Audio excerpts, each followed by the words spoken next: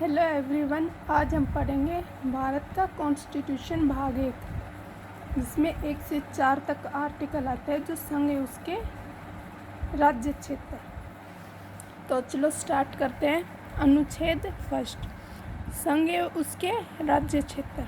संघ मतलब Bharat, that is India shall be A union of state, मतलब भारत जो कि इंडिया है एक राज्यों का संघ होगा, मतलब राज्य जैसे हरियाणा, राजस्थान, जो भी राज्य हैं सब का संघ होगा।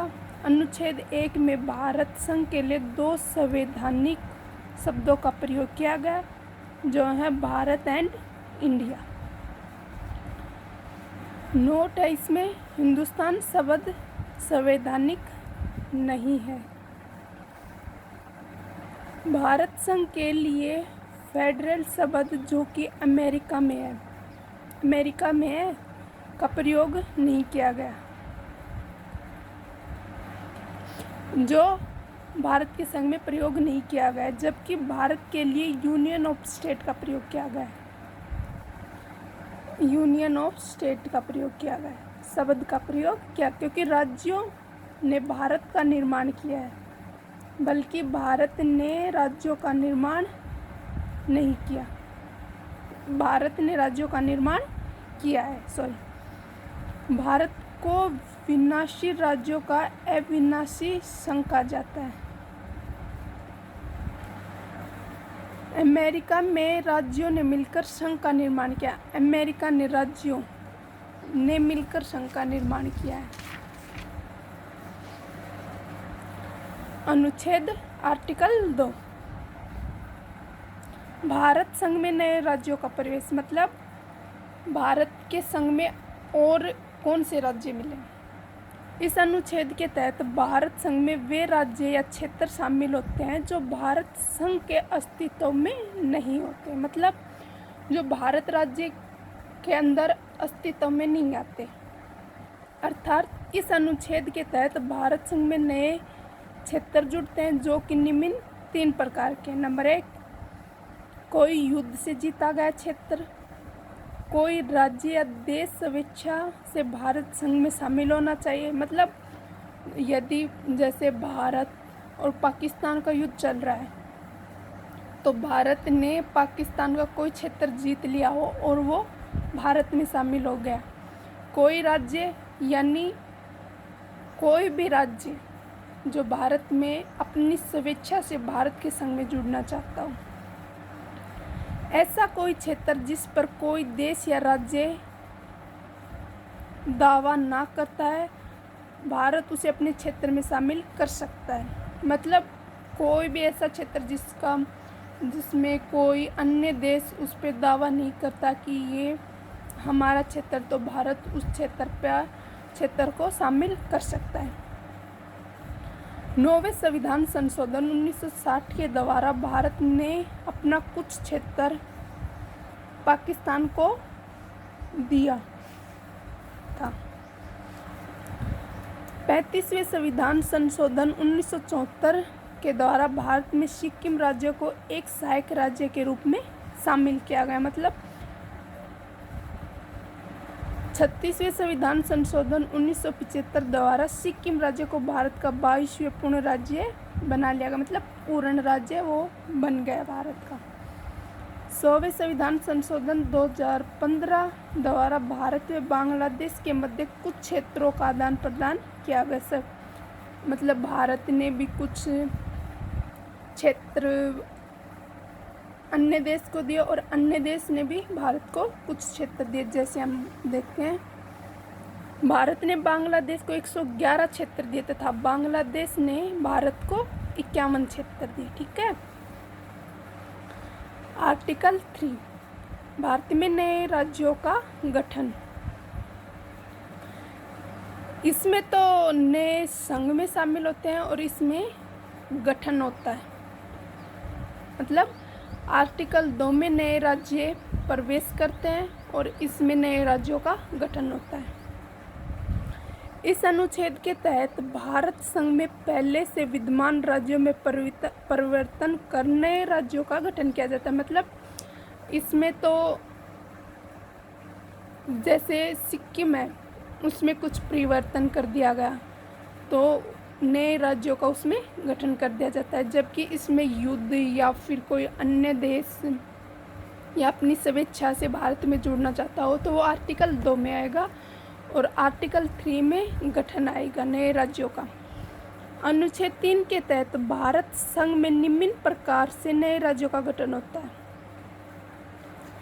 किसी एक राज्य को भी विभाजित करके 2 या 2 से अधिक नए राज्य बनाए जा सकते हैं। मतलब कोई भी राज्य है भारत का जिसमें एक राज्य में कुछ क्षेत्र को विभाजित कर दिया जाता है, मतलब एक राज्य को 2 भागों में विभाजित कर दिया जाता है तो उससे नए राज्यों का गठन हो जाता है। किसी राज्य का क्षेत्र बढ़ाया जा सकता है। मतलब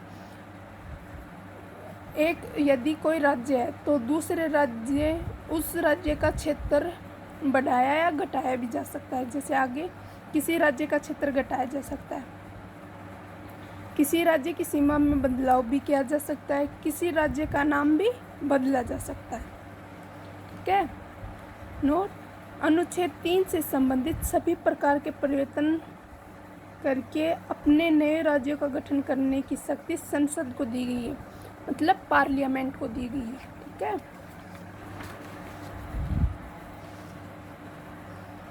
भारत में नए राज्यों के गठन की प्रक्रिया, ये ठीक है। चलो,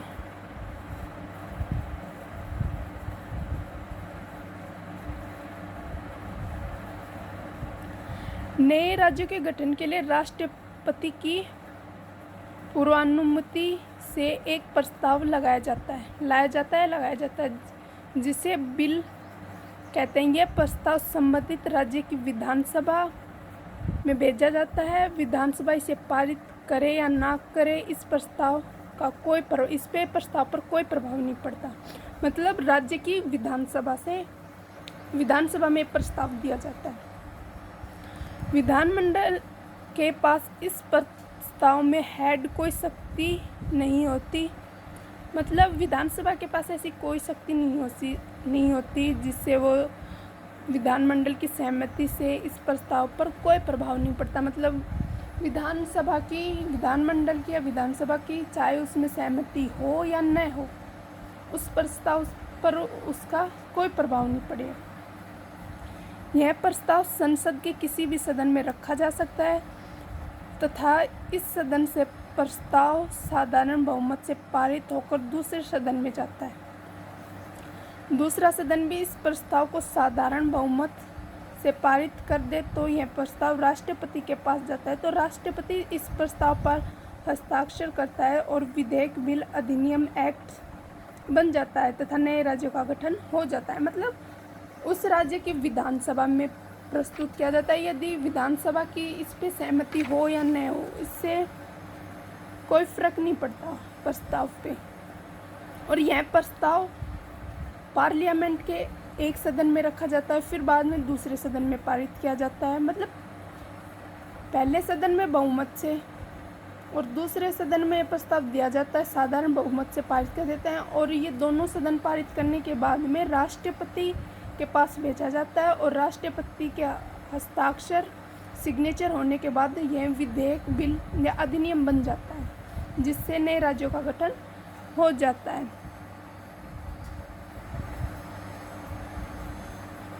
नए राज्यों के गठन हेतु साधारण बहुमत की प्रक्रिया। आज़ादी के बाद हमारे देश में वैज्ञानिक दृष्टि से राज्यों का गठन नहीं हो। बॉम्बे, मद्रास, बंगाल आदि बड़ी प्रेसिडेंसी थी जिनका भविष्य में पुनर्गठन किया गया निश्चित था। आज़ादी के दौरान लगभग 600 रियासतें भी, अतः भविष्य में प्रशासनिक और राजनीतिक पुनर्गठन आसानी से किया जा सके, इसलिए नए राज्यों के गठन की प्रक्रिया साधारण रखी गई। ठीक है। अनुच्छेद 3 के तहत भारत में नए राज्यों के गठन के लिए राज्य पुनर्गठन आयोग का प्रावधान किया गया। मतलब राज्य पुनर्गठन आयोग का मतलब राज्यों का पुनर्गठन किया जा सकता है, मतलब राज्य दोबारा बनाए जा सकते हैं। जब तक भारत में 3 बार राज्य पुनर्गठन आयोग गठित हो चुके हैं, भारत में 3 बार, ठीक है।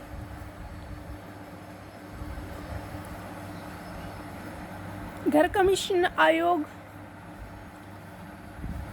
के अध्यक्ष मतलब 1948 में बनवाया गया।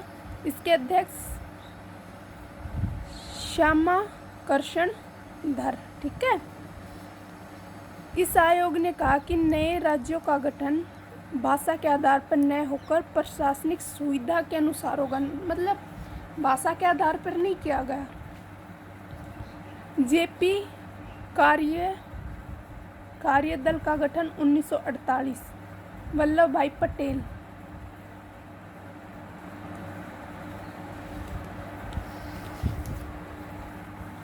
घर कमीशन की सिफारिशों की समीक्षा हेतु इस कार्यालय का गठन किया गया। इन्होंने भी भाषाई आधार पर राज्यों के पुनर्गठन की मांग को अस्वीकार कर दिया गया। मतलब इन्होंने बताया कि भाषा के आधार पर पुनर्गठन नहीं किया जाएगा, मतलब राज्य के आधार पर ही किया जाएगा, न कि भाषा। 1953 में तेलुगु भाषा के आधार पर एक नए राज्य आंध्र प्रदेश की मांग चल रही थी, जिसके नेता श्री रामू थे।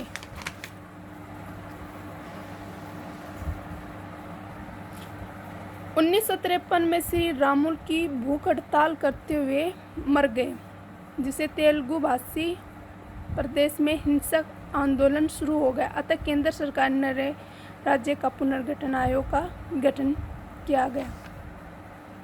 फैजल अली आयोग 1953, इसके 2 सदस्य थे, हृदयनाथ कंजू, के.एम. पणिकर।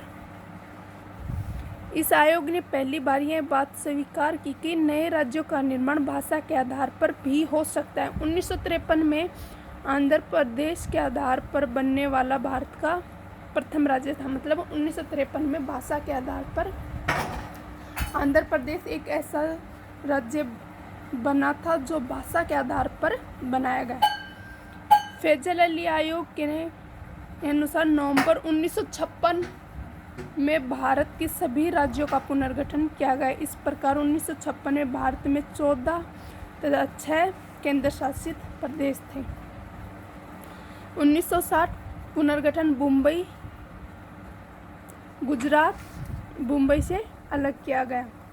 1963 में नागालैंड, 1966 में हरियाणा राज्य चंडीगढ़ को संघ शासित प्रदेश बना दिया गया।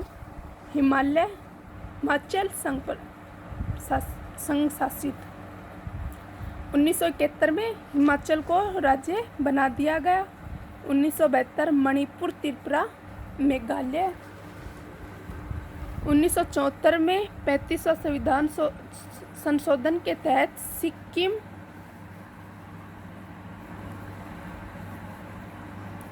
सिक्किम को एक सहायक राज्य घोषित किया गया। 1975 संविधान 36वें संविधान संशोधन द्वारा सिक्किम को भारत में मिला दिया गया। मतलब सिक्किम को राज्य बना दिया गया और वो भारत में शामिल हो गया। 1987 मिजोरम, अरुणाचल प्रदेश, गोवा। 2000 छत्तीसगढ़, झारखंड, उत्तराखंड। 2014 तेलंगाना।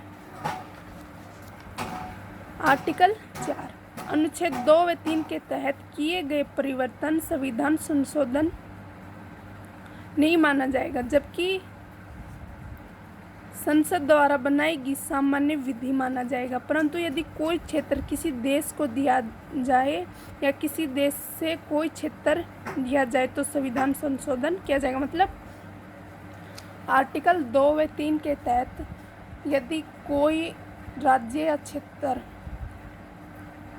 भारत से किसी देश को दिया जाए या किसी अन्य देश से भारत में दिया जाए तो उनका संशोधन किया जाएगा। यदि कोई देश के साथ सीमा विवाद सुलझाया जाए तो संविधान संशोधन नहीं होगा। भारत में अनुच्छेद 3 के तहत नए राज्यों के गठन में भी संविधान संशोधन नहीं किया जाएगा। कश्मीर का भारत के विषय में अक्टूबर 1947 में हुआ था। वहाँ के शासक हरि सिंह को विलय पत्र पर हस्ताक्षर किए थे।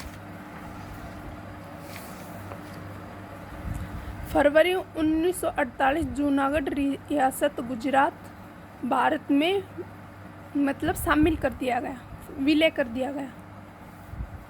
नवंबर 1948 हैदराबाद रियासत का विलय पुलिस कार्रवाई द्वारा किया गया। सबसे बड़ी रियासत थी हैदराबाद।